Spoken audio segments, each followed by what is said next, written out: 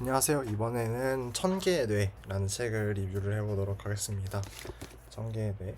천개의 뇌는 일단은 먼저 세 개의 부로 나눠져 있고 세 개의 부가 각각 다른 내용을 다루는데 먼저 이제 뇌의 구조. 이제 기존에는 경쟁적 그 하나의 모델로서 인간이 뇌가 이렇게 구성되어 있다고 했는데 굉장히 많은 여러 가지 아이디어를 제시를 하면서 뇌의 구조에 대해서 먼저 첫 번째 장에서 얘기를 하고요. 그 다음에 이제 두 번째 장에서는 이제 두 번째 부에서는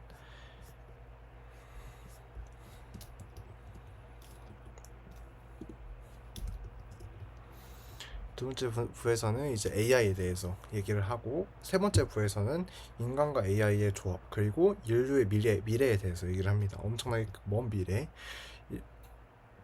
대해서 얘기를 합니다.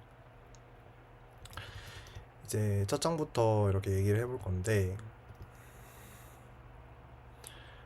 이제 일단은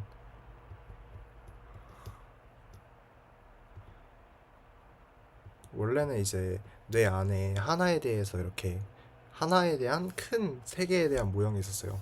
그러니까 이게 무슨 말을 하는 거냐면 뇌가 이제 주변 상황을 인식할 때 주변 상황을 분석하고 이제 명령을 내릴 때 세상을 해석하는 단 하나의 모델로 이해하는 게 아니라는 얘기입니다. 그래서 이제 그게 아니라 여러 가지 모델들, 그러니까 이럴 수도 있고 저럴 수도 있고 아니면 또 여러 가지 관점에서 뭐 물건의 관점에서 바라본다든지 내 손끝의 관점에서 바라본다든지 여러 가지 관점에서 분석을 하고 그다음에 그런 것들이 민주주의처럼 투표를 해가지고 이런 의견들을 합쳐가지고 우리의 의식을 결정한다라는 얘기입니다. 그리고 우리가 여기서 한 가지 얘기하는 게 어, 이제 생각한다는 행위 자체가 하나의 움직임이랑 비슷하다. 우리가 실제로 몸을 움직이는 것과 뇌의 작용으로서의 그런 관점에서는 실제로 움직이는 것과 우리가 생각한다는 것 자체가 똑같은 움직임이다. 이렇게 얘기를 하고 그 다음에 이제 그 사고 틀이라는 단어가 나오는데 기준 틀이라는 단어가 나오는데 이제 그 기준 틀을 움직인다. 그 기준 틀을 안에서 이제 위치를 움직이는 것 자체가 운동과 똑같다는 얘기입니다.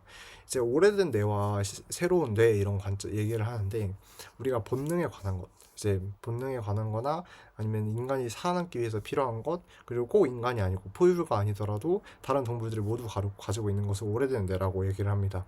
그래서 뭐 파충류적, 포유류적 충동이나 인간의 뭐 배고프다는 욕구나 성욕구 그 성적 욕구나 그런 것들 그리고 새로운 뇌가 있는데 신피질이라고 해서 이제 뇌를 이렇게 싸고 있는 겉에 부분 그리고 인간이 굉장히 다른 동물들에 비해 뇌가 큰 편이죠. 근데 그런 뇌 대부분을 가지고 있는 것을 신피질이라고 하는데 그 신피질은 이제 인간성 그 파충 포유류만이 가지고 있는 건데 이제 사고를 하고 이제 본능과는 좀 반대되는 의견을 내리고 그런 것들을 다 새로운 뇌라고 얘기를 합니다. 그래서 그런 것들이 서로 이제 오래된 뇌와 새로운 뇌가 서로 다툼을 통해서 이제 원래는 우리가 막 음식을 먹고 싶고 그런 충동을 서로 억제를 해주고 그 다음에 합리적인 그 생각을 내리고 명령을 내린다는 얘기입니다.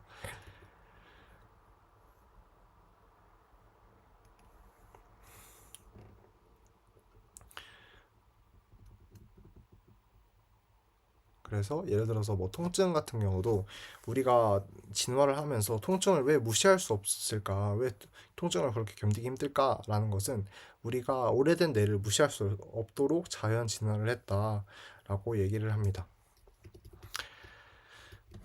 그리고 이 책은 또 이제 음,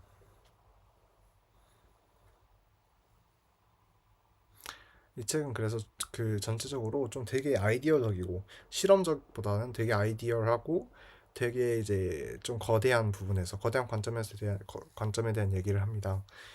그래서 여기에서 얘기하는 거는 우리가 지금까지 엄청난 양의 신경과학에서 엄청난 양의 지식을 축적을 했는데 이거를 조합을 할 큰 틀이 없었다. 각각의 세부적인 개인과 개인의 그냥 각각의 내용이었는데 이제 이 책에서는 그걸 다 종합할 수 있는 큰 틀에서의 얘기를 하겠다. 이렇게 얘기를 합니다.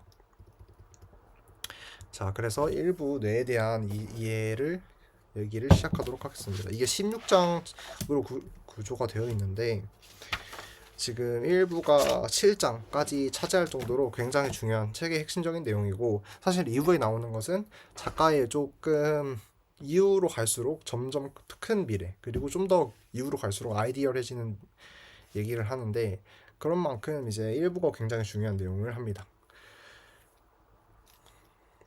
앞에서 말했던 것처럼 우리 뇌가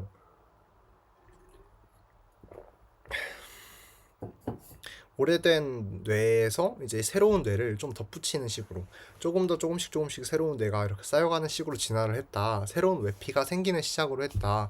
이렇게 얘기를 합니다. 처음에는 벌레의 척수나 아니면은 굉장히 단순한 생물이 가지는 신경줄이나 아니면 본능, 그런 것부터 시작해가지고 호흡이나 소화를 다 담당하는 뇌관이 더해지고 점점 복잡한 생각을 하는 좀 부위, 그리고 가장 새로운 부분이 심피질 이 생겼다, 새로운 외피가 생겼다, 이렇게 얘기를 합니다. 그래서 심피질은 포유류에게만 존재를 한다. 그래서 그리고 특히 뇌는 우리 인간은 이 부분이 큰 편인데 특히 뇌의 70%를 차지한다. 그래서 이게 굉장히 쭈글쭈글하게 다 모여 있고, 그래서 여기에서 우리가 얘기하는 음악이라든지 수학이라든지 과학에 대한 지능이 탄생한다, 이렇게 얘기를 합니다. 근데 또 이제 흥미로운 점은 우리가 진화적으로 심피지를 이렇게 쌓은 형태로 진화를 했기 때문에 실질적으로 명령을 내리는 거는 오래된 뇌거든요. 그래서 신피젤은 직접적인 근육을 통제하는 게 아니라 뇌에 명령을 내리고 제한을 하는 정도밖에 얘기를 하지 못한다. 그래서 앞에서 말했던 오래된 뇌와 새로운 뇌가 계속 갈등할 수밖에 없다, 이렇게 얘기를 합니다. 그래서 우리는 항상 본능도 있고, 그 다음에 우리가 이제 지능처럼 우리가 어떤 이런 게 계속 갈등을 하는 거죠. 우리가 다이어트를 한다고 썼을 때 그럼에도 우리가 먹고 싶은 욕구는 계속해서 존재를 하고, 그 먹고 싶은 욕구와 먹지 말라는 욕구가 계속해서 싸우는 형식인 거죠.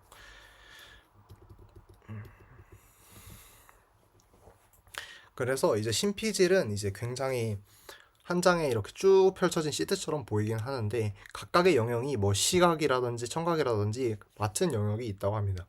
어떤 부분의 영역을 담당한다든지. 근데 우리가 항상 굉장히 많이 들어왔던 게 어, 예전부터 들어왔던 게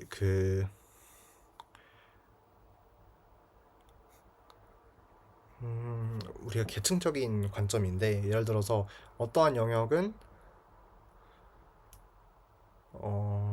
감각이 딱 들어와서 일단 먼저 단순한 특징, 눈에 보이는 특징부터 먼저 분석을 하고, 그 다음에 점차 복잡한 특징을 분석을 하고, 그 다음에 완전한 객체를 분석한다, 이런 식으로 계층적으로 생각을 한다라는 아이디어를 먼저 냈었는데, 근데 그게 이런 신피질의 영역들과 약간 맞지 않는 부분이 있다고 얘기를 합니다. 그래서 만약에 그런 식으로 동작을 하면은 뇌의 각각 세포들이 달라야 하고 이제 다른 기능을 해야 하는데, 그게 아니라 그냥 어디에서나 비슷하게 생겼다, 심피질이 비슷한 구조로 생겼다라는 생겼다는 겁니다. 그리고 굉장히 이제 심피질 내에도 엄청나게 많은 세포, 국소 회로들이 다 있고, 그 다음에 모든 영역이 비슷비슷하게 생기고 비슷한 운동을 만든다는 거예요. 그래서 이제 거의 모든 영역이 원래는 이제 일부 어디에는 감각 영역이 있고, 감각 영역부터 시작해서 운동 영역까지 감각을 인지를 하고 명령을 내리는 데까지 이런 과정을 프로세스를 거쳤다고 생각을 했었는데, 그냥 모든 영역이 감각도 가지고 운동도 가진다는 얘기를 합니다. 그럼 이 말은 무슨 말이냐면은 우리가 앞에서 했던 여러 가지 모델들이 민주주의처럼 투표를 하는 과정처럼 뭐 여러 하나의 모델만 만드는 게 아니라 하나의 프로세스로 처음부터 감각부터 운동까지 도달하는 게 아니라 모든 세포들이나 모든 회로들이 동시다발적으로 생각을 하고, 그 다음에 그 운동까지 우리의 피드백까지 전달이 된다는 얘기입니다.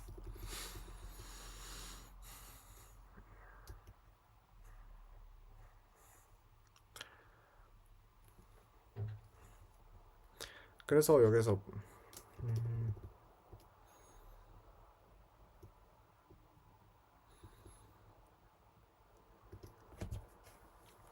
그래서 1978년에 버너마운트 캔슬이라는 사람이 엄청나게 신박한 굉장한 개념을 냈는데, 그게 바로 뭐냐면은 이제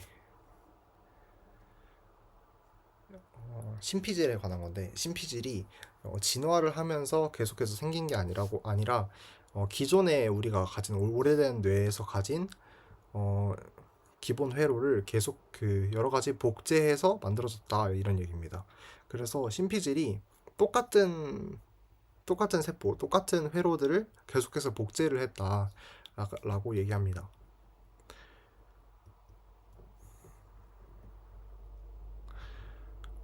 그래서 앞에서 얘기했던 것처럼 심피질이 모두 똑같이 생겼다는 거죠. 그래서 우리가 어떤 부위는 눈을 먹고 어떤 부위는 청각을 맡았다고 생각을 했는데, 그래서 우리가 그런 이유가 특정한 그 역할이 나눠져 있고, 회로가 달라서 그런 게 아니라 모두 동일한 회로고, 그냥 단순히 눈과 연결되어 있고 귀와 연결되어 있기 때문에 그런 역할을 하는 것 뿐이고, 본질적인 그런 구조나 회로는 다르지가 않다라고 얘기를 합니다. 그래서 기본 여기서 말하는 이제 그 심피질의 그런 기본 단위는 피질 기둥이라는 건데, 어 되게 빽빽하게 이렇게 쭉 엄청나게 심피질이 안에 엄청나게 많이 들어있고, 그 다음에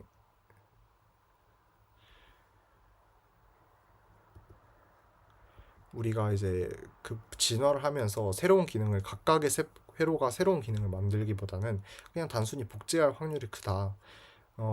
우리가 진화적으로 짧은 시간에 진화를 했기 때문에, 그 다음에 우리가 시각 영역이 손상된다고 해서 하면은 그 부분이 아예 죽는 게 아니라 아예 대체되거나, 아니면 뇌의 일부분이 손상되면은 다른 뇌 부분이 대체되거나, 이런 식으로 유연한 사고가 가능하다.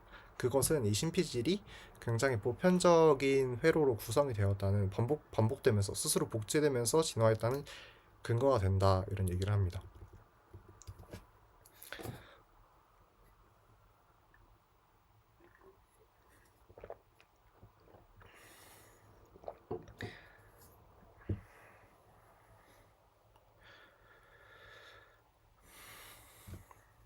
그래서 이제 심피질이 어떻게 작동을 하냐면, 이제 각각의 모델이 서로 다른 예측을 내놓고 그 세상에 대한 그런 예측치를 종합을 해가지고 세계의 모형을 세 개를 이제 구성을 한다는 겁니다. 자신의 세계를.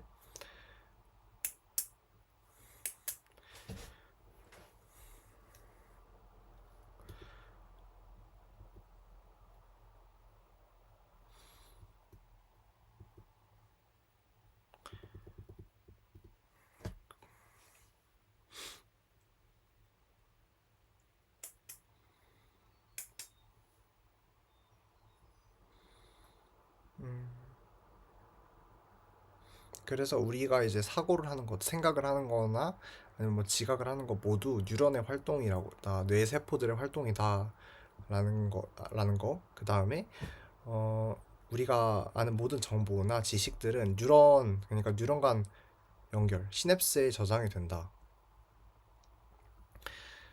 그래서 이제 다른 정보를 받고 새로운 정보가 생기면은 새로운 이제 시냅스가 형성이 되고 새로운 회로가 형성이 되고, 이런 식으로 그 정보를 저장한다라고 얘기를 합니다. 자, 4장에서는 자신의 비밀을 드러내는데, 장에서는 심피질의 핵심 기능은 뇌다. 그래서 심피질은 세 개의 예측 모정을 세 가지 이제 큰 발전을 한 거를 정리를 했는데, 첫 번째 앞에서 말했던 심피질의 핵심 기능은 예측이다, 이런 내용. 그 다음에 두 번째 발견, 심피질의 그 세포, 우리가 예측 메커니즘은 그 하나의 큰 뇌에서 진행이 되는 게 아니라, 아, 이 이제 예측에 대한 그냥 아이디어인데, 우리가 예측이 어떤 식으로 쓰이냐면은, 음, 이제 원래부터 뉴런에 대한 계속 연구가 진행이 되어 왔는데, 이제 세포와 세포 사이에서에 대한 연구는 계속해서 진행이 됐는데, 우리가 가지돌기 극파라고 해서 이제 90%의 시냅스는 어떤 역할을 하는지 잘 몰랐다고 해요. 근데 그 역할에 대해서 나온 답이 가지돌기 극파가 답이었는데, 만약에 이제 자극을 받으면은 어 자극을 다음 시냅스로 전달시킬 정도까지는 아니지만 자극을 한번 받았을 때 그 준비 자세를 취한다고 합니다. 그래서 만약에 예측치라는 건 어떻게 쓰이냐면 만약에 어, 우리가 예측을 하고 있는 상황에서는 그렇게 우리가 의식하진 못하지만 약간의 작은 반응들이 와요. 그래서 우리가 뇌가 예측하고 있는 현상에 대해서 준비를 하고 그리고 만약에 그 예측한 대로 행동을 했을 때는 그 뉴런이 이미 준비를 하고 있었기 때문에 조금밖에 발화가 되지 않는 거죠. 근데 만약에 예측되지 않는 발화의 경우 준비하지 않았기 때문에 여러 가지 발화가 동시에 일어난다고 합니다.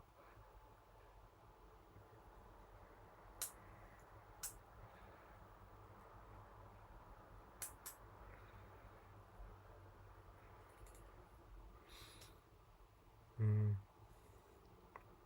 그래서 만약에 예측이 된 거라면은 우리가 계속해서 준비 태세를 취하고 있던 소수의 뉴런만 발화를 하고 그 다음에 예측되지 않은 것이라면 동시 모든 뉴런이 갑자기 급발적으로 확 반응을 해서 우리가 이런 예측에 벗어난 것에 대한 피드백을 줄 수 있다 이런 얘기를 합니다. 그다음에 기준틀이라는 내용인데 우리가 이런 건 어떤 아이디어냐면 우리가 현상을 세계를 볼 때 우리가 여러 가지 관점에서 본단 말이에요. 우리 인간의 관점에서만 해석을 하기에는 너무 부족하다는 거죠. 손끝으로 이렇게 만지는 것, 그다음에 손끝으로 만지는 감각을 통해서 우리가 세상을 예측하기도 한단 말이죠. 그래서 우리는 우리의 뇌의 기준점뿐만 아니라 여러 가지 사물들의 기준 틀을 두고, 그러니까 세 개의 좌표를 두고 각 좌표를 두고 해석을 할 수 있다. 그다음에 이게 꼭 위치뿐만이 아니라 마치 변수를 저장하듯이 여러 가지 차원의 내용들도 저장을 할 수 있다 이렇게 얘기를 합니다. 그래서 이 기준 틀에 대한 내용도 언급을 합니다.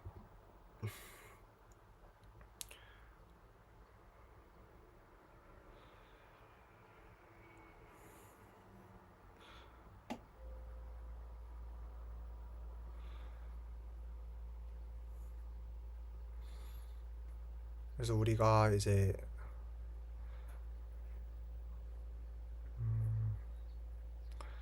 어떤 정보들을 특정 정보들을 어떤 공간 안에서 어떤 위치에 있는지 정의하는 것, 그 다음에 우리가 회전을 할 때 어떤 마음속에서 물체를 회전하거나 변환하는 그런 생각들, 그 다음에 어, 우리가 운동을 계획하는 것, 우리가 행동을 계획하는 것 이런 데서 그 기준틀이 쓰인다고 합니다. 이제 일단은 지금까지 5장의 내용이었고 이제 청개의 뇌라는 책이 초반에서 굉장히 많은 내용을 요약적으로 다루고 있기 때문에 내용이 좀 더 길어지는 것 같습니다. 일단 나머지 내용들은 이제 지금까지 4장까지 내용이었고 5장부터는 다음 영상에서 계속하도록 하겠습니다.